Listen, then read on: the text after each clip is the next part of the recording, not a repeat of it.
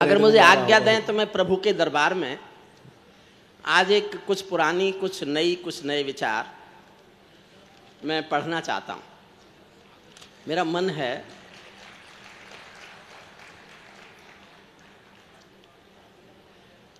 एक तो मेरी कुछ पंक्तियाँ बिल्कुल नई सुनना। अभी मैं एक बिल्कुल नई कविता लिख रहा हूँ। आखिर तुमको हासिल क्या था पिछले 70 सालों में। कश्मीरी भाइयों से बात कर रहा हूं। आखिर तुमको हासिल क्या था पिछले 70 सालों में। सब संसाधन कैद पड़े थे चंद सियासी तालों में। सब संसाधन कैद पड़े थे चंद सियासी तालों में।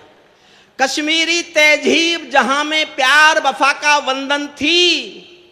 काश्मीरियत धरती पर मानवता का अभिनंदन थी।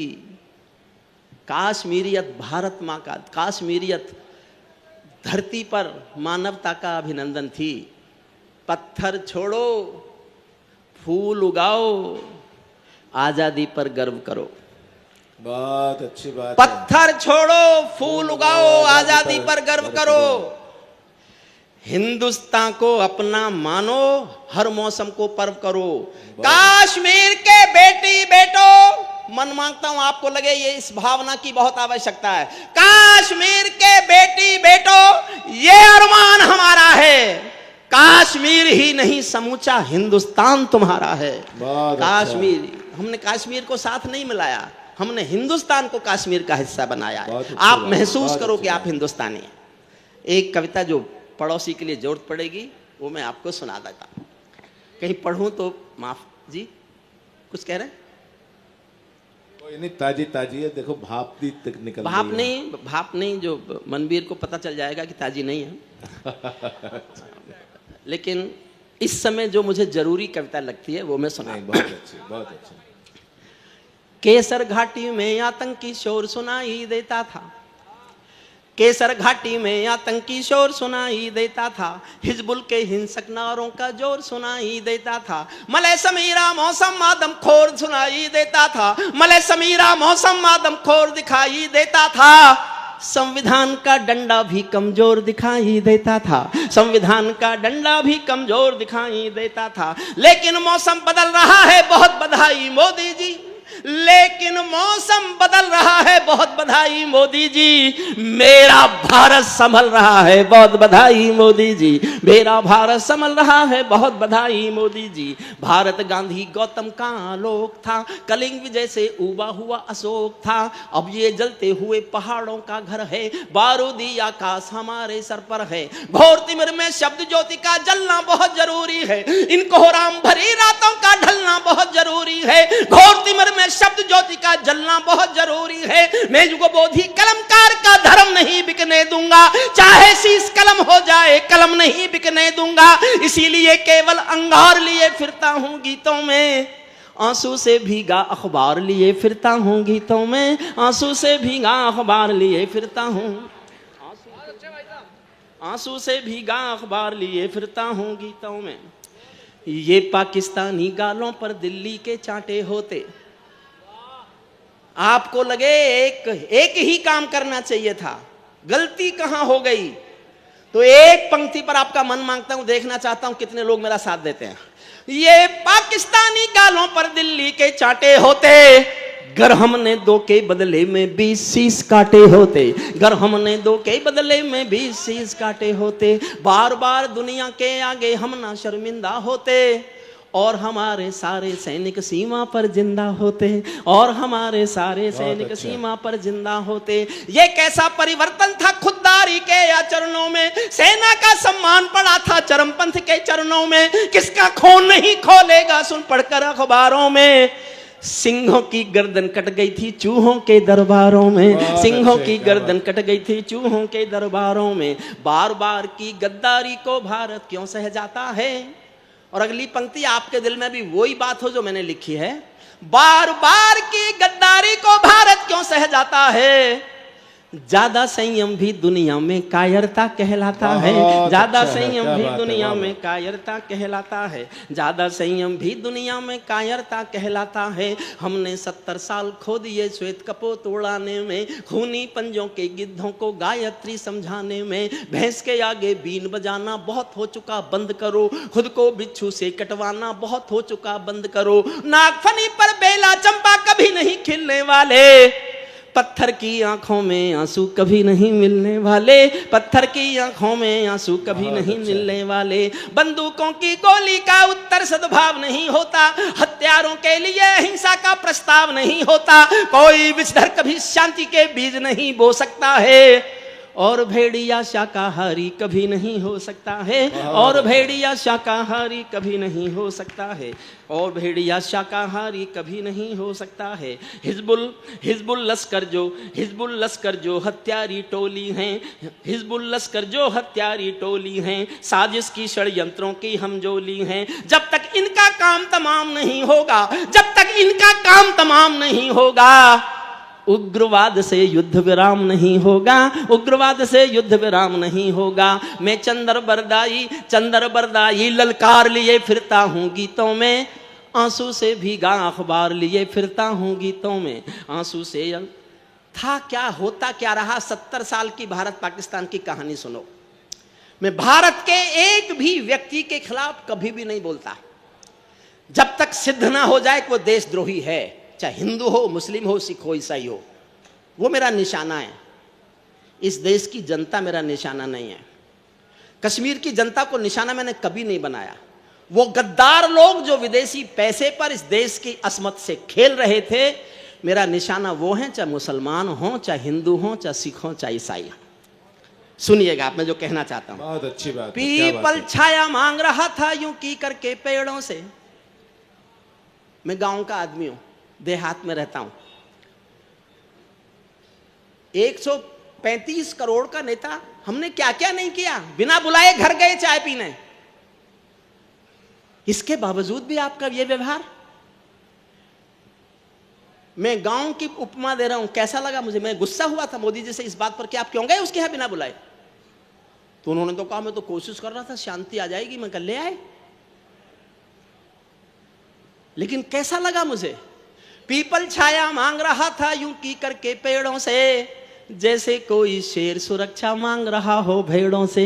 जैसे कोई शेर सुरक्षा, और अगली पंक्ति पर मन मांगता हूं, जैसे कोई शेर सुरक्षा मांग रहा हो भेड़ों से। जैसे कोई मोती खोजे झीलों की गहराई में, जैसे कोई मोती खोजे झीलों की गहराई में, हम कस्तूरी खोज रहे थे उल्लू की परछाई में। हम कस्तूरी खोज उल्लू की परछाई में। धरती पर हत्यारे बंदूकों ने तर्पण नहीं किया, दुनिया में आतंकवाद ने कभी समर्पण नहीं किया। ये केवल कुचला जाता है, दूसरी राह नहीं होती। संकल्पों के निर्णय को जग की परवाह नहीं होती। जिस दिन भारत आतंकों पर पूर्ण विजय पा जाएगा, उस दिन पाकिस्तान हमारे चरणों में आ जाएगा। उस दिन पाकिस्तान हमारे चरणों में आ जाएगा। उस दिन पाकिस्तान हमारे चरणों में आ जाएगा। जिनके कारण पूरी घाटी जली दुल्हन सी लगती थी।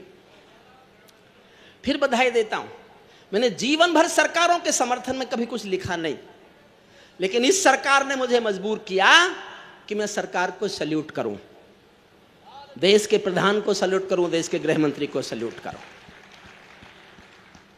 जिनके कारण मेरा शिल्प देखना, मनवीर तुझे समर्पित करता हूं। जिनके कारण पूरी घाटी जली दुल्हन सी लगती थी, पूनम वाली रात चांदनी चंद्र ग्रहण सी लगती थी। जिनके कारण माँ की बिंदी दाग दिखाई देती थी, वैष्णो देवी माँ के घर में आग दिखाई देती थी। उनके पैरों बेड़ी जकड़ी गई बधाई मोदी जी, उनके पैरों बेड़ी जकड़ी गई बधाई मोदी जी। उनके फन पर एड़ी रगड़ी गई बधाई मोदी जी, उनके फन पर एड़ी रगड़े गई बधाई मोदी जी, उनके फन पर एड़ी रगड़ी गई।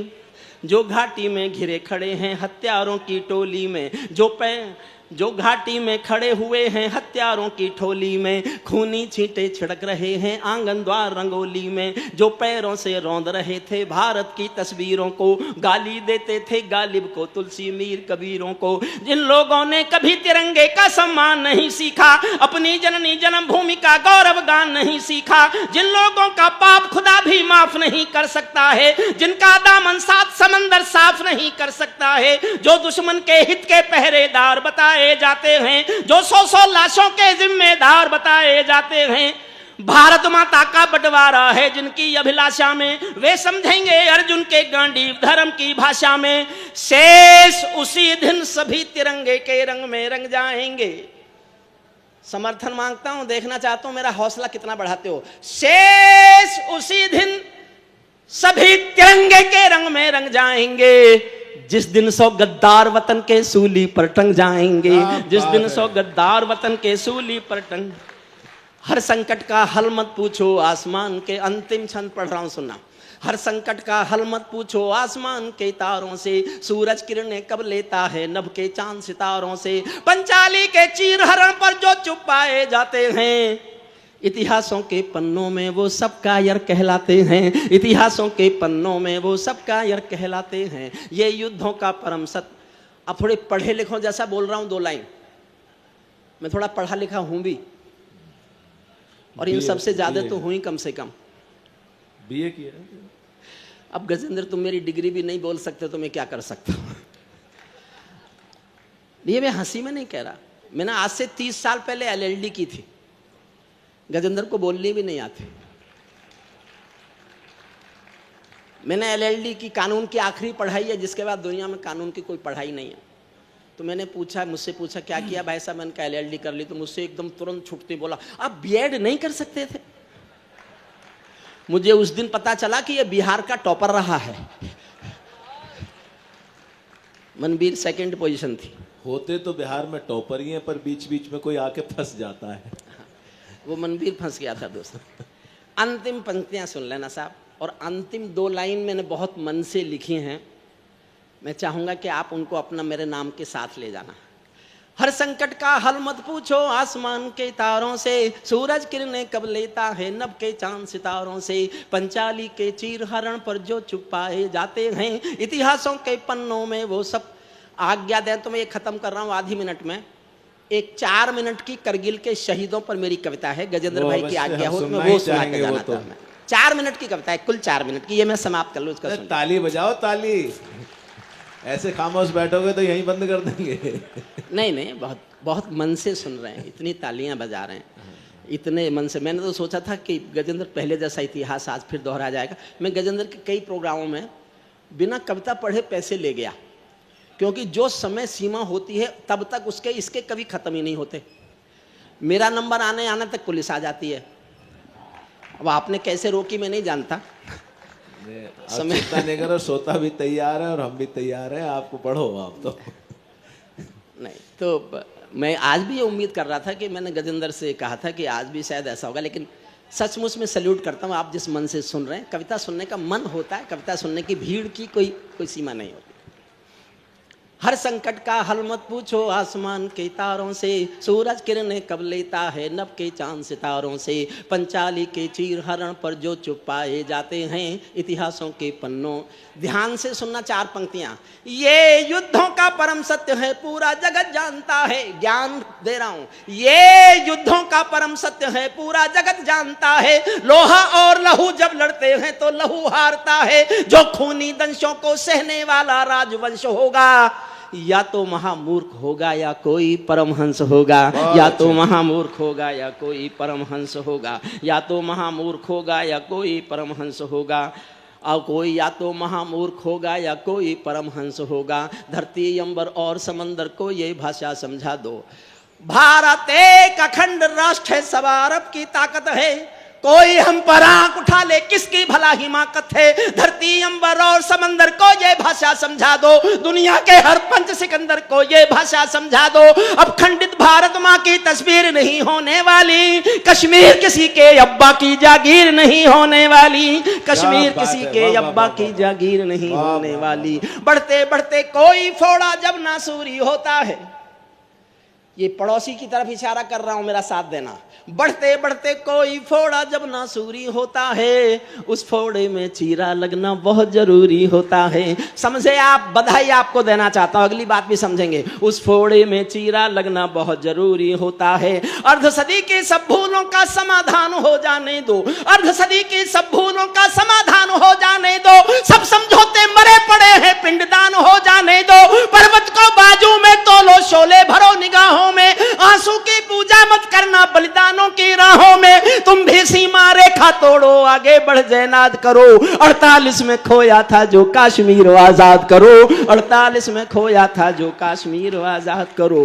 पीढ़ी तुमको, 2 लाइन जो मैं कहना चाहता था, पीढ़ी तुमको याद करेंगी, पीढ़ी तुमको याद करेंगी कल स्वर्णिम इतिहासों में। सदियों सदियों महकोगे तुम भारत माँ की सांसों में, सदियों सदियों महकोगे। मैं करगिल के शहीदों, पानी पिला दीजिए। कविता के प्रारंभ में एक घोषणा करता हूं। भगवान गणेश जी की हम प्रतिमा के नीचे बैठे, प्रत्यक्ष तो किसी ने देखे नहीं। हमारे रक्षक देवता हैं राम, भगवान राम भी हमारे रक्षक देवता हैं, लेकिन मैंने नहीं देखे साहब।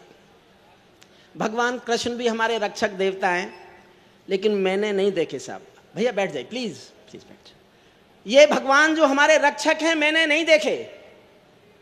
मैंने जो अपने रक्षक देवता देखे हैं, ये वो फौजी हैं जो वर्दी पहनकर सीमा पर खड़े हैं और हमारी रक्षा कर रहे हैं। बहुत अच्छा है, क्या मैं बात उनको है, सैल्यूट वाह, करना चाहता हूँ, उनको सैल्यूट करना चाहता हूँ।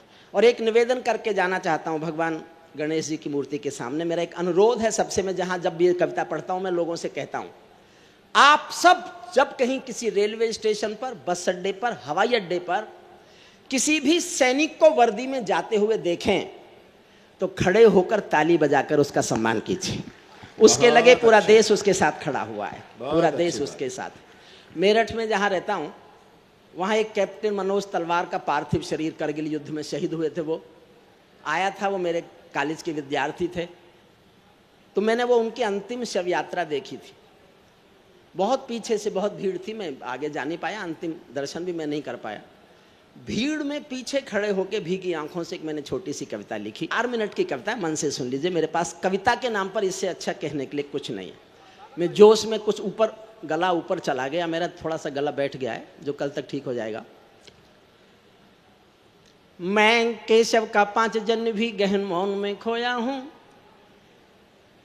गीत मेरी विधा, गीत आदरणीय पूनम जी लिखती हैं, गाती हैं, सभी लिखते हैं गीत, सभी गाते हैं। और गजेंद्र के तो ये अरुण जैमिनी ने आज बहुत महत्वपूर्ण बात कही जो मेरे दिल में थी। गजेंद्र सोलंकी हिंदुस्तान का पहला ओज का कवि है जिसकी शैली गीत में है। गीत में शैली का ओज कवि एकमात्र अकेला कवि है जिसके गीत सुनते हुए, ओज ओज ओज का उच्चतर शिखर सुनते हुए भी गीत की भाषा से वो कभी विमुख नहीं होता। मैं कभी कभी हो जाता हूँ, थोड़ा चला जाता है वो इधर उधर, लेकिन उनका नहीं जाता। ये अरुण जैमिनी ने आज एक बहुत महत्वपूर्ण बात कही, जबकि अरुण जैमिनी इतना ज्ञानी नहीं है लेकिन आज गणेश जी के चरणों में खड़ा था तो हरियाणा वाला भी कुछ अच्छी बात कह गया, इसलिए नहीं नहीं, बहुत अच्छी अरुण, सचमुच तुम्हारे मुंह से अच्छी बात निकली और मेरी विधा के लिए निकली, इसलिए तुमको बधाई दी जा सकती है।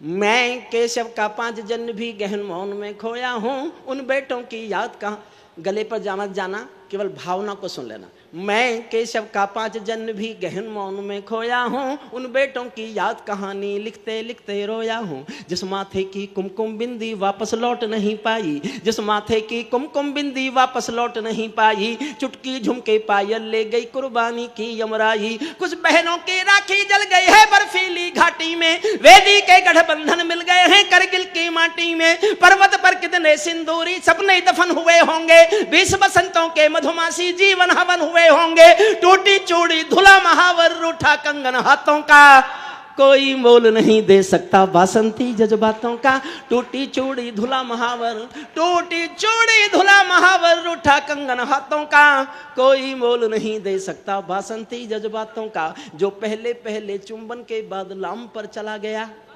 एक पल यह एहसास जीना मेरे साथ। मैं अपने सब छोटे भाई बहनों को समर्पित करता हूँ। एक पल जीना मेरे साथ।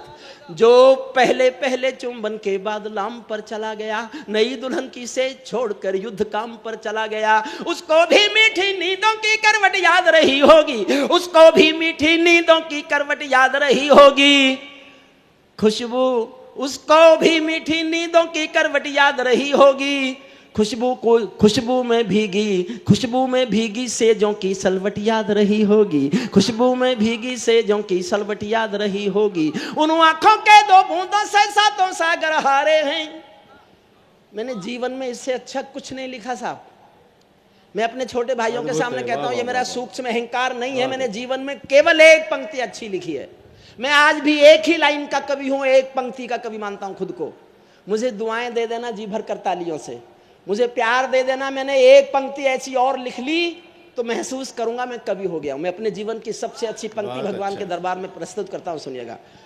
उनको भी मीठी नींदों की करवट याद रही होगी, खुशबू में भीगी सेजों की सलवट याद रही होगी। उन आंखों की दो बूंदों से सातों सागर हारे हैं, उन आंखों की दो बूंदों से सातों सागर हारे हैं।